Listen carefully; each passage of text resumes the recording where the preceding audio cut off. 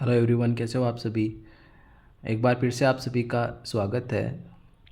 आज अपन important topic ectopic pregnancy के बारे में डिस्कशन करेंगे कि एक्टोपिक प्रेगनेंसी क्या होती है, इसके रिस्क फैक्टर क्या हैं, इसके क्लिनिकल सिम्टम्स क्या आते हैं, इसका डायग्नोसिस क्या करते हैं, इसका मैनेजमेंट कैसे करते हैं, इसके क्या कॉम्प्लिकेशन हो सकते हैं और इसमें नर्सेज की क्या रिस्पॉन्सिबिलिटी होती है। तो अपन स्टार्ट करते हैं एक्टोपिक प्रेगनेंसी को। तो एक्टोपिक प्रेगनेंसी की सबसे पहले अपन डेफिनेशन की बात करें तो एक्टोपिक प्रेगनेंसी एक ऐसी कंडीशन है जिसके अंदर क्या होता है कि जो फर्टिलाइज ओवम है वो इम्प्लांट और ग्रो करता है आउटसाइड द यूटेराइन कैविटी। यानी कि जो फर्टिलाइज ओवम क्या करता है, इम्प्लांट नॉर्मली कहाँ होता है, यूटेराइन कैविटी में इम्प्लांट होता है, लेकिन एक्टोपिक प्रेगनेंसी में क्या हो जाता है, ये इम्प्लांट होता है एक यूटेराइन कैविटी के अलावा किसी अन्य स्थान पर। यहाँ पे क्या हो जाता है, ये इम्प्लांट होके वहाँ पे ग्रोथ को दर्शाता है। इसको अपन क्या बोलते हैं, एक्टोपिक प्रेगनेंसी के नाम से जानते हैं या एक्टोपिक प्रेगनेंसी कहते हैं। अब अपन देखते हैं कि इसकी जो मोस्ट कॉमन साइट क्या होती है एक्टोपिक प्रेगनेंसी की। तो सबसे पहले जो मोस्ट कॉमन साइट जो इसकी होती है वो है फेलोपियन ट्यूब।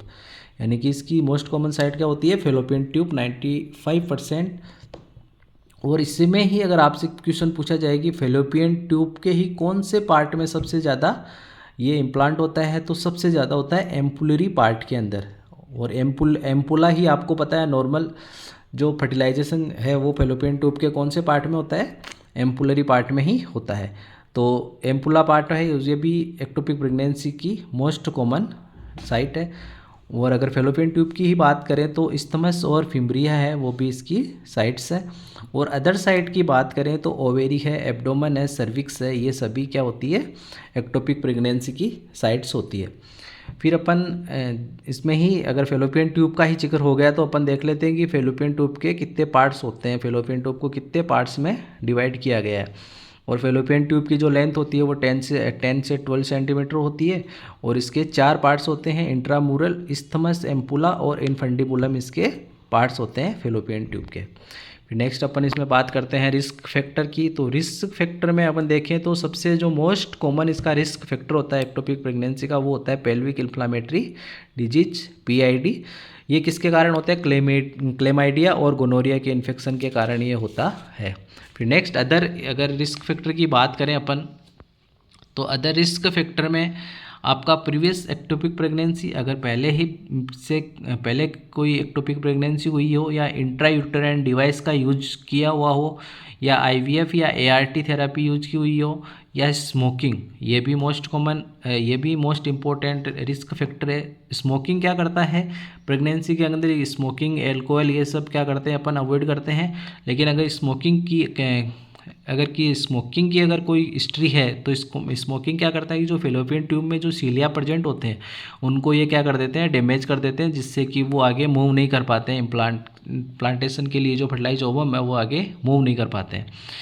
और जो कंजेनाइटल जो ट्यूबल प्रॉब्लम है उसके कारण भी एक्टोपिक प्रेगनेंसी हो सकती है। फिर नेक्स्ट अपन इसके क्लिनिकल मैनिफेस्टेशन की बात करें तो क्लिनिकल मैनिफेस्टेशन में इसमें क्या दर्शाता है, क्लासिकल ट्राइड फीचर्स जो ये शो करता है उसमें सबसे पहले आता है amenorrhoea, absence of menstrual cycle, abdominal pain के अंदर लोअर एब्डोमाइनल पेन इसमें दिखाई देता है, वेजाइनल ब्लीडिंग या स्पॉटिंग इसमें दिखाई देती है। फिर नेक्स्ट इसमें आता है अदर सिम्टम्स की बात करें तो शोल्डर टिप पेन इसमें क्यों दिखाई देता है, डायफ्राम के इरिटेशन की वजह से इसमें शोल्डर टिप पेन दिखाई देता है। और डिजीनेस है, फेंटिंग है, ये दिखाई देती है। और साइन ऑफ शॉक, अगर जो रप्चर हो जाए ट्यूब तो उसमें साइन ऑफ शॉक दिखाई देते हैं, जिसमें लो है ब्लड प्रेशर है, हाई पल्स है, स्किन का कलर है वो पेलर हो जाता है। ये कब दिखाई देते हैं, अगर रप्चर हो जाए तब ये शॉक के साइन दिखाई देते हैं। फिर अपन इसके डायग्नोसिस की बात करें तो डायग्नोसिस में सबसे पहले आता है ट्रांस वेजाइनल अल्ट्रासाउंड, ये इसका डायग्नोसिस ऑफ चॉइस है, ट्रांस वेजाइनल अल्ट्रासाउंड। और फिर चेक करते हैं अपन बीटा HCG का लेवल। नॉर्मली क्या होता है कि बीटा HCG का लेवल जो है डबल हो जाता है 48 आवर में। बाकी इसमें क्या होता है, एक्टोपिक प्रेगनेंसी में ये स्लो क्या करता है, धीरे धीरे बढ़ता है। फिर नेक्स्ट अपन मैनेजमेंट की बात करें तो मैनेजमेंट में सबसे पहले अपन मेडिकल मैनेजमेंट की बात करते हैं। तो मेडिकल मैनेजमेंट है वो अर्ली स्टेज में, और अगर अनरप्चर जो एक्टोपिक प्रेगनेंसी है, अनरप्चर एक्टोपिक प्रेगनेंसी में ही काम आता है, जिसमें अपन ने ड्रग ऑफ चॉइस है इसकी मेथोट्रेक्सेट, जो क्या करता है कि जो सेल है उसकी ग्रोथ को क्या कर देते हैं, स्टॉप कर देते हैं, जिससे कि वो ग्रो नहीं कर पाते हैं। और ये मेथोट्रेक्सेट ड्रग है वो क्या है, एंटागोनिस्ट है किसके, फोलिक एसिड के एंटागोनिस्ट ये ड्रग है। फिर अपन सर्जिकल मैनेजमेंट की बात करते हैं तो सबसे जो इम्पोर्टेंट मोस्ट कॉमन जो प्रीफर किया जाता है सर्जिकल मैनेजमेंट में वो है लेप्रोस्कोपी।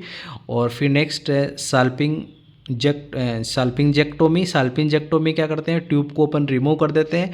और साल्पिंग जो स्टोमी के अंदर क्या करते हैं अपन, जो अफेक्टेड पार्ट है उसको कट करके फिर आगे रिपेयर कर देते हैं, उसको अपन क्या बोलते हैं, साल्पिंजेक्टोमी बोलते हैं। ठीक है, फिर अपन नेक्स्ट इसमें देखते हैं इसके कॉम्प्लिकेशन के बारे में। तो कॉम्प्लिकेशन इसके जो होते हैं, एक तो ट्यूबल रप्चर है, हीमोरेजिक शोक है, और इनफर्टिलिटी है, और रिकरेंट एक्टोपिक प्रेगनेंसी है। ये सारे क्या होते हैं, इसके कॉम्प्लिकेशन हो सकते हैं। फिर अपन देखते हैं इसके नर्सिंग रिस्पॉन्सिबिलिटी के बारे में।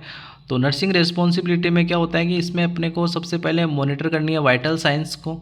अगर शॉक की कंडीशन है उसको डायग्नोसिस करने के लिए अपने को वाइटल साइंस को मॉनिटर करना है, और उसको इमोशनल और साइकोलॉजिकल सपोर्ट प्रोवाइड करना है।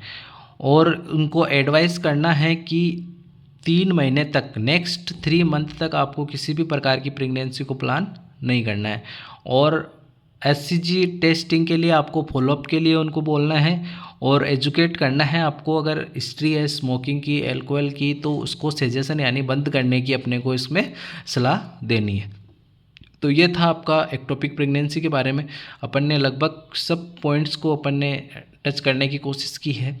तो ये इम्पोर्टेंट टॉपिक है आपका, हर एग्ज़ाम में क्वेश्चन इसका बनता है। तो एक बार आपको इसको अच्छे से रीड करना और अच्छे से इसके क्वेश्चन आंसर सोल्व करना। अगर आपको कंटेंट अच्छा लग रहा हो तो आप वीडियो को शेयर, लाइक और चैनल को सब्सक्राइब जरूर करना। Thank you.